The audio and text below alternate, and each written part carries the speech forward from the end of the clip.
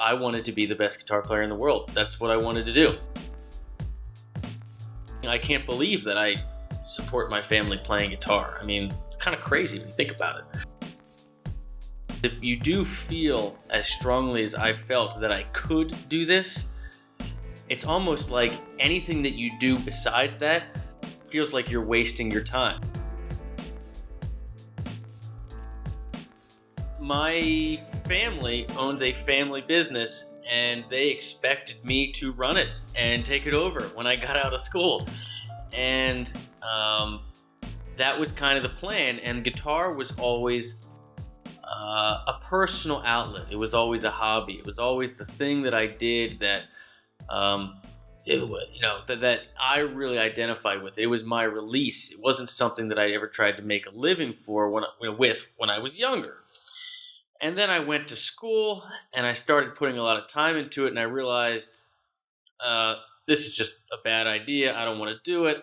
It doesn't seem right, doesn't feel right. And so I took a shot. I dropped out of school and drove across country with no money or anything, and moved to Hollywood. And I was lucky enough that the school let me in. I just wanted to be a rock star. That's what I wanted to do. This was, when I was younger, 21, 20, something like that. I didn't have any, kids or responsibilities or any of those kind of goals. I wasn't interested in making tons of money. I wasn't.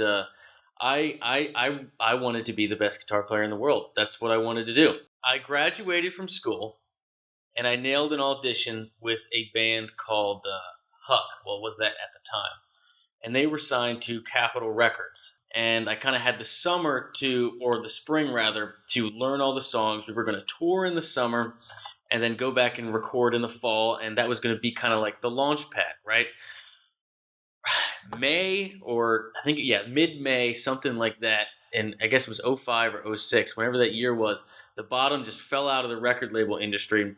Everybody that wasn't, selling at least hundreds of thousands of records got dropped. Everybody got dropped. I mean, now you look back and, it's pretty obvious how it all happened. But at that time, I got dropped. Everybody I know got dropped. No one had a record deal. And everybody was broke. And I was sleeping on couches, and I did that for a long time. And, I didn't have any, money coming in as far as from studio work or anything like that. And so I basically was tired of living on couches and struggling so much. And I also, there's two parts of the story. I also was dating my now wife who lived on the East Coast, right? And so I was also tired of not being with her too. So I was like, screw it. I'm going to go back to the East Coast. I'll figure out a way to make some money. I'm going to make it work with my wife, Annie, my now wife, Annie. And I'm going to figure this out. I taught for many years, and then I started a School of Rock program for kids in partnership with a local school. And then after I did that for a while, my wife and I had our first son named Blake. And I literally couldn't make any more money at all because kids are in school during the day. You can't teach lessons past 9 o'clock at night. No one does anything on the weekends. So there's literally no more hours in the day for me to do anything to make more money. So I decided to figure out how to, do it online. See if I can scale, the only thing I've ever been good at, which is playing guitar and teaching it. And a lot of my friends, and family that, were in Baltimore where I came from, they're doctors, lawyers, they're accountants, they're dentists, they're whatever, and they're on this very streamlined, straight and narrow career path.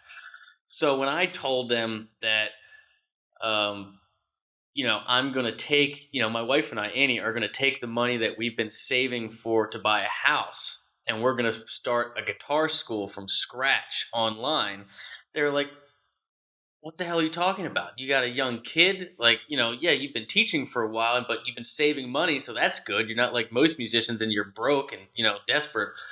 Um, but you're a father now. Like, how can you just take, tens of thousands of dollars that you've been saving to have a home for your family and start a business with it with no experience in business whatsoever? It was tough because, like I said before, I mean, we had all of our money invested into it, right? We had young kids. We were, living in a very, very small place. I was still teaching full time, still playing in a band full time, um, and running my own business full time, and all of which I didn't have any experience doing before. So literally, from doing the videos, from running a website, from marketing it. I mean, I never sold anything in my life. My whole life I spent trying to be a great guitar player, and all the money I've ever made is because someone's paid me because I'm good at something. I've never sold anything ever, right? So it was very, very, very hard. But I don't imagine that it would have turned out any other way. I couldn't have done something different. I think that the people that would choose, because it's a choice, it's life. You have to make choices, and you have to deal with the consequences of those choices. But I would say that the people that choose to take the safer route just don't have the same passion. Because if you do feel as strongly as I felt that I could do this, it's almost like anything that you do besides that feels like you're wasting your time. Because ultimately, I believe, the whole point of this life is, you have your family and you have your fulfillment of potential, right? And if you can be more than, than you are currently, then that's going to consume you. That's all you think about. So I firmly believe that if you have that strong passion, that you really think you can do something, it's really not an option to not do it. Because, I mean, you either live your life that way or you don't. I would say that, typically people think, or they say, that when you have a child and you get married, it's like your options are limited. It's like, oh, I can't do this. I have less freedom. I have less responsibility. I have more responsibility. I can't do this. I can't do that. For me, what happened was the exact opposite. Because for so much of my life, I was worried about where to go, what to do, what should I think about, what should I feel. It was such a ball of energy that wasn't terribly focused, right? Which made me just drive to California without knowing anybody or having a plan whatsoever, right? It was that thing. But when I became a father, and then Annie and I got married, it was like, man, I'm going to do this. It was so liberating to have one thing become a priority and have that be the anchor for everything else. And what that did is it gave me the strength to take a chance on me and try to fulfill my potential in a way that I believe that I could. What really gets you excited is not waking up and seeing that, I made $500 last night. It's that, someone left you a review, or someone sent you a message. Like, I got one the other day that said, hey, I took Berkeley's guitar class online, and while it covered all the topics, you're the glue that kind of cemented it together, and my hat's off to you. It's stuff like that where it's just like, yeah, that's why I do this, If you don't know, I would start with do what you're best at and work from there, honestly, and just expose yourself to a lot. Do a lot of things, but, I think a lot of people do things that are not their highest skill set on, as far as what they're naturally, good at. And they, tend to value things and care about things that, society encourages, but they don't really care about too much. So I think that if you know what you care about, what you're passionate about, and you know what you're good at, that's where you should start. And then if you go through life and you always try to do the best you can with things, and you surround yourself with people that love and care about you, you're going to figure the rest out.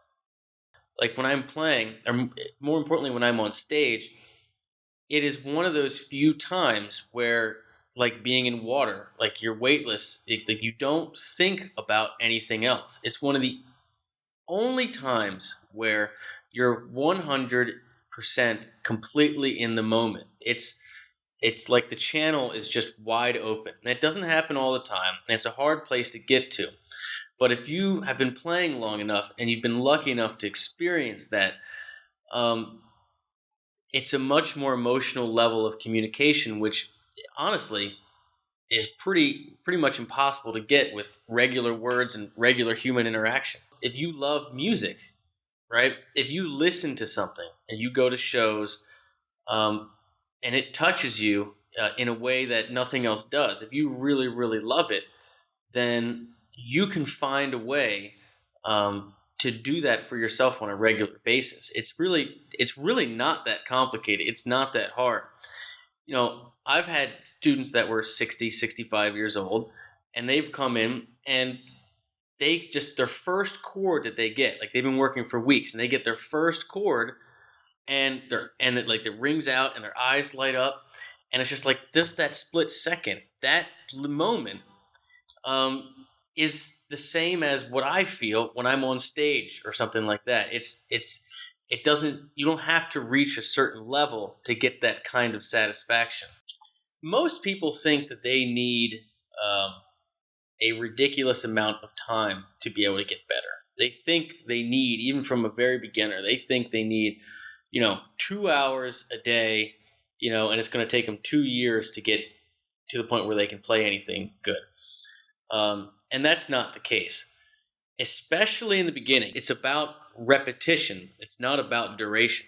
So if you do it 10 minutes at a time, every day, or 3 times a day, you pick it up for 5 minutes, you're going to do better than if you did even a half an hour every other day. Music is an emotional thing. It's an emotional outlet. It can change your life just by, adding something beautiful to it, but it can also, change your life in that you can make a living doing it, which is interesting. I can't believe that I support my family playing guitar. I mean, it's kind of crazy when you think about it. Even if you do it as a hobby, like for example, I still play in a local band, and that is my release for the week. Even though I spend a lot of time playing the guitar, I'm working during the week. So when I go out and I play on the weekends, that is the time where, like I said before, I get to be completely in the moment, right? I'm not thinking about 95 different things. I'm not trying to complete specific objectives. I'm literally just in there with the rest of the band members, listening and reacting, and it's weightless, right? And most people don't have that in their life. They don't have a moment when they truly get to unplug and be really moment by moment, and they're just taking it in, and their brain isn't, just cycling and cycling. So to have that in your life is absolutely life-changing.